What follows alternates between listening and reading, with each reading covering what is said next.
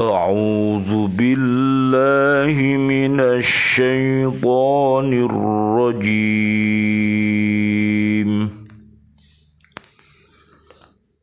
بسم الله الرحمن الرحيم.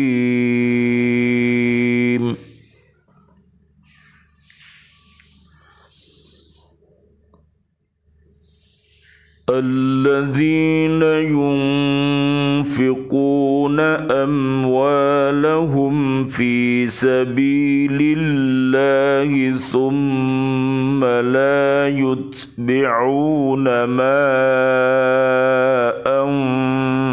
أنفقوا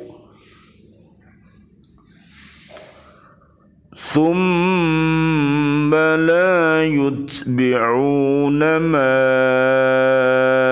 أنفقوا منا ولا أذى لهم أجرهم عند ربهم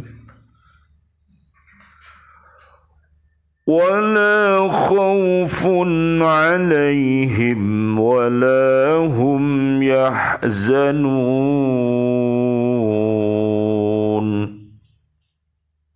Sadaqallahul azim. Orang yang menginfakkan hartanya di jalan Allah, kemudian tidak mengiringi apa yang dia infakkan itu dengan menyebut-nyebutnya dan menyakiti perasaan penerima, mereka memperoleh pahala di sisi Tuhan mereka. Tidak ada rasa takut pada mereka dan mereka tidak bersedih hati. Maha benar Allah dengan segala firman-Nya dan Dialah yang Maha Agung. Bismillah, alhamdulillah, assalatu wassalamu ala Rasulillah. Asyhadu an la ilaha illallah wahdahu la syarikalah wa asyhadu anna Muhammadan abduhu wa rasuluh. Allahumma salli wa sallim wa barik ala Sayyidina Muhammad wa ala alihi wa ashabihi ajma'in.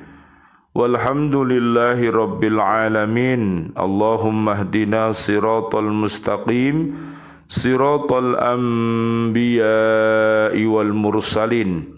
Allahumma khtim lana bil Islam, Allahumma khtim lana bil iman, Allahumma khtim lana bil ihsan, Allahumma khtim lana bi husnil khatimah.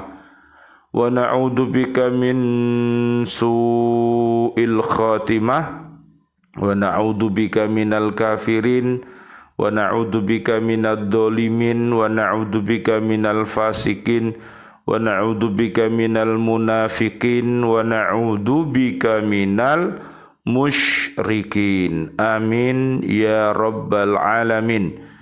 Bismillahi tawakkaltu ala Allah, la haula wa la quwata illa billahil aliyyil azim. Asyhadu an la ilaha illallah, astaghfirullah, nas'aluka ridhaka wal jannah wa na'udzu bika min sakhatika wan nar. Allahumma innaka afuwun karim tuhibbul afwa fa'fu anna ya karim. Amin amin ya rabbal alamin. Ada sebuah hadis Nabi, ar-rahimuna yarhamuhumur rahmanu tabaraka wa ta'ala irhamu man fil ardi yarhamkum man fis sama. Orang-orang yang pengasih akan dikasihani Tuhan yang Maha Pengasih, Maha Suci dan Maha Tinggi, Allah Subhanahu wa ta'ala. Sayangilah orang yang ada di muka bumi, niscaya orang yang ada di langit atau malaikat akan mengasihimu. Ada sebuah hikayat. Diceritakan bahwa Imam Al-Ghazali rahimallahu ta'ala tampak dalam mimpi, maka ia ditanya, apa yang Allah lakukan kepadamu? Lalu ia menjawab, Allah membiarkan aku di hadapannya. Kemudian Allah Subhanahu wa ta'ala berkata, kenapa engkau dihadapkan kepadaku? Maka aku menceritakan segala amalku. Allah berkata, amalmu tidak aku terima, sesungguhnya aku hanya menerima amalmu yang pada suatu hari ada seekor lalat hinggap di atas tintamu dan menyedot tinta yang ada pada penamu, serta engkau membiarkannya karena kasihan terhadap lalat itu. Kemudian Allah Subhanahu wa ta'ala berkata, wahai para malaikat, bawalah hambaku ke dalam surga. Jadi luar biasa, yang namanya kasih dan sayang itu bisa menyebabkan kita mendapatkan pertolongan Allah, izinnya Allah dan ridhonya Allah. Mudah-mudahan dengan segala amal soleh yang kita lakukan, kita senantiasa berwasiat di dalam kebaikan dan senantiasa berwasiat di dalam kesabaran. Mudah-mudahan bisa mengantarkan diri kita, keluarga besar kita dan umat ini ke Jannatun Naim nanti. Amin amin ya rabbal alamin. Ada sebuah doa, Allahumma akrim hadhil ummatal muhammadiyata bijamili awaidika fid daraini ikraman liman ja'altaha min ummatihi. Ya Allah, muliakanlah umat Nabi Muhammad sallallahu alaihi wasallam. Allahumma sholli wa sallim alaih, dengan kebaikan orang-orang yang kembali kepadamu di dua negeri, dunia dan akhirat, dengan kemuliaan yang sempurna bagi orang yang telah engkau jadikan sebagai umatnya Nabi Muhammad sallallahu alaihi wasallam. Allahumma sholli wa sallim alaih. Ya Rabba kulli syai'in bi qudratika ala kulli syai'in ighfirli kulla syai'in wa la tas'alni an kulli syai'in wa la tuhasibni fi kulli syai'in wa a'tini kulla syai'in. Ya Tuhan yang memelihara segala sesuatu dengan kekuasaan-Mu atas segala sesuatu, ampunilah aku akan segala sesuatu, dan janganlah Engkau menanyakan kepadaku atas segala sesuatu, dan semoga pula Engkau tidak menghisapku di hari kiamat atas segala sesuatu, dan berilah aku segala sesuatu. Allahumma antas salam wa minkas salam wa ilaika ya'udus salam fahayyina rabbana bisalam wa adkhilnal jannata darussalam tabarukta rabbana wa ta'alaita yadal jalali wal ikram. Kita lanjutkan ke kajian kita di surat Al-Baqarah ayat 262.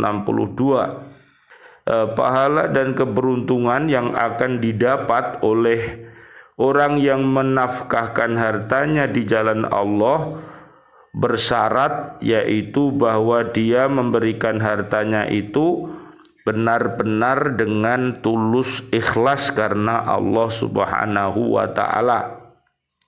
Dan setelah itu dia tidak suka menyebut-nyebut infaknya itu dengan kata-kata yang dapat melukai perasaan orang yang menerimanya. Jadi sekali lagi, kalau kita sudah berinfak atau memberikan sedekah, janganlah kita ini menyakiti hati orang yang menerimanya, ya. Jadi bisa menyebabkan pahala yang kita dapat akhirnya pahalanya bisa hilang. Naudzubillah summa naudzubillah min dalik.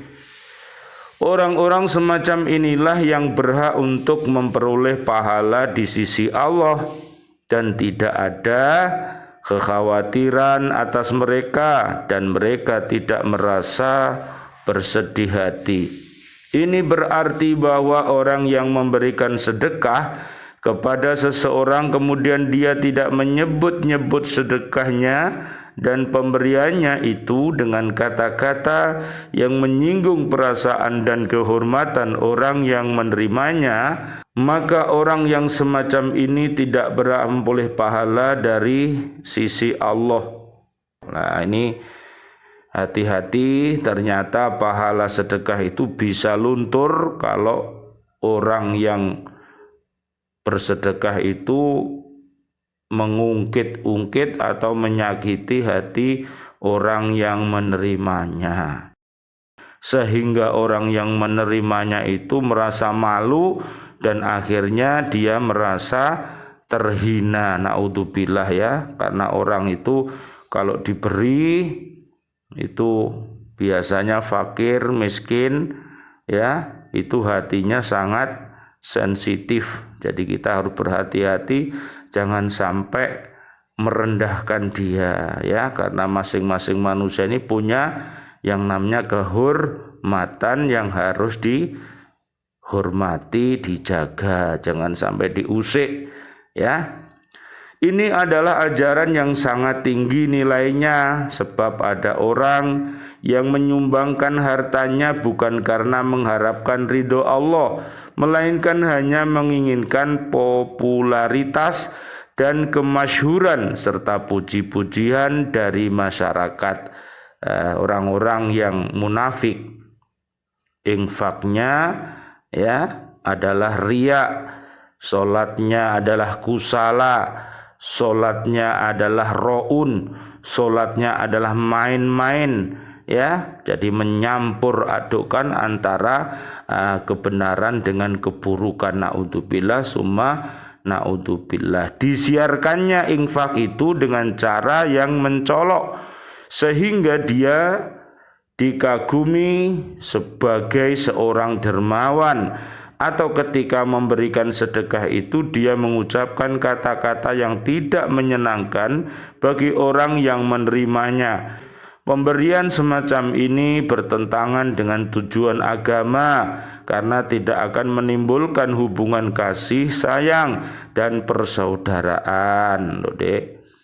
Jadi ternyata pemberian itu bisa memunculkan yang namanya kasih dan sayang, seperti di surat At-Taubah ayat 71 dan 72 ya. Persaudaraan yang penuh dengan kasih dan sayang, atau di surat At-Taubah ayat 128 sampai 129. Sedangkan orang-orang munafik bisa dilihat ya di surat At-Taubah ayat 67 sampai 70, melainkan menimbulkan kebencian dan permusuhan. Sebab itu wajar jika orang semacam ini tidak akan mendapat pahala di sisi Allah Subhanahu wa ta'ala. Oleh karena itu ada orang itu di akhirat nanti ya, dia merasa sudah dermawan ya dengan harta bendanya, merasa dia itu orang hebat, ternyata di hadapan Allah, Allah bilang kamu ini orang yang dusta ya, karena kamu bukan untuk mendapatkan ridhonya Allah, tapi kamu ingin disebut orang yang dermawan atau orang yang masyhur ya, orang yang loman. Nah, itu bisa menyebabkan pahalanya itu bisa hilang, Dek. Ya, juga demikian orang yang alim ya.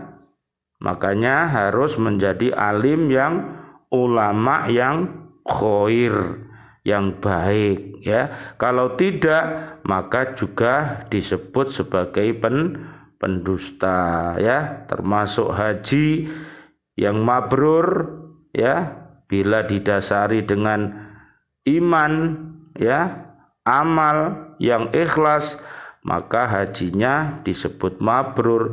Tapi kalau untuk memperoleh kemasyhuran juga akan dikatakan kamu sebagai pendusta. Juga orang-orang yang mati syahid, yang berjuang, kalau tidak menata niatnya, bisa-bisa jadi dia mengatakan dirinya mati syahid, tapi juga ternyata Allah bilang kamu sebagai pendusta karena kamu ingin disebut sebagai pahlawan. Jadi betapa pentingnya Dek namanya menata hati itu Dek ya. Mudah-mudahan hati-hati kita ini hati-hati yang baik, hati-hati yang ikhlas karena Allah Subhanahu wa ta'ala. Surat Al-Baqarah ayat 207 sampai 208. Amin ya rabbal alamin. Ringkasnya, menafkahkan harta di jalan Allah haruslah dengan niat yang ikhlas dan maksud yang suci. Atas niat yang ikhlas inilah Allah akan memberikan pahala dan masyarakat akan menghargainya. Rasulullah sallallahu alaihi wasallam, Allahumma sholli wa sallim alaihi, bersabda, semua amal itu harus disertai dengan niat, dan setiap manusia akan mendapat balasan atas amalnya berdasarkan niatnya itu. Riwayat Imam Bukhari dari Umar bin Al-Khattab radhiyallahu an. Orang yang berinfak dengan niat yang ikhlas selain akan memperoleh pahala di sisi Allah Subhanahu wa ta'ala, juga tidak dikhawatirkan nasib mereka, sebab mereka itu pasti akan mendapat pahala dan ridho Allah Subhanahu wa ta'ala. Mereka juga tidak akan bersedih hati, bahkan mereka akan bergembira nanti di akhirat karena mereka telah dapat berbuat kebaikan dan kebaikan itu mendatangkan pahala bagi mereka. Sebaliknya orang-orang yang enggan berinfak, orang yang bakhil, orang yang kikir ya, nanti di akhirat dia akan bersedih hati dan menyesal, sebab tidak akan ada lagi kesempatan bagi mereka untuk berbuat kebajikan. Mereka akan menerima adab dari Allah Subhanahu wa ta'ala. Bisa dilihat Dek di surat Al-Munafikun ya, surat 63 ayat 9 sampai ayat 11 ya. Jangan sampai harta benda yang kita kumpulkan, yang kita cari ini nanti akhirnya bisa melaknat kita. Jangan sampai lah. Kenapa kok begitu? Karena tidak ada zakat, infak, sedekahnya ya Dek. Jadi harta itu tidak barokah, akhirnya bisa menyebabkan orang itu mencarinya dengan cara yang tidak benar. Akhirnya dia mendapatkan rezeki yang haram, kemudian dimakan oleh anak istrinya, akhirnya bisa menyebabkan keluarga besarnya masuk neraka bersama-sama karena mengkonsumsi harta yang haram. Naudzubillah summa naudzubillah min dalik. Misalnya di surat Az-Zumar ayat 71 sama 72. Lain dengan harta bendanya orang-orang yang beriman takwa, orang yang soleh dan solihah. Mereka sudah paham karena dia selalu bertafakoh fiddin ya, memperdalam agamanya, sehingga harta bendanya itu diperoleh dengan cara yang benar, yang halal, kemudian dibelanjakan juga dengan cara yang benar ya, termasuk untuk dirinya, untuk istrinya, untuk anak cucunya, dan sebagian untuk umat Islam yang namanya zakat, infak, sedekah. Nanti bisa dilihat deh di surat Al-Baqarah 260 sampai 274. Itulah pesan-pesan yang disampaikan ya oleh ayah kami, dan ibu kami, dan bapak ibu guru kita saat kita sekolah dulu. Kita dianjurkan untuk berderma dengan harta benda kita ataupun dengan ilmu kita. Mudah-mudahan apa yang kita kaji pada pertemuan kali ini mendatangkan rahmatnya Allah, ampunannya Allah, sehingga kita dan keluarga besar kita dan umat ini mudah-mudahan terhindar dari siksa api neraka. Rabbana atina fid dunya hasanah wa fil akhirati hasanah wa qina adzabannar. Subhana rabbika rabbil izzati amma yasifun wa salamun alal mursalin walhamdulillahi rabbil alamin. Wal afu minkum. Wassalamualaikum warahmatullahi wabarakatuh. Waalaikumsalam warahmatullahi wabarakatuh.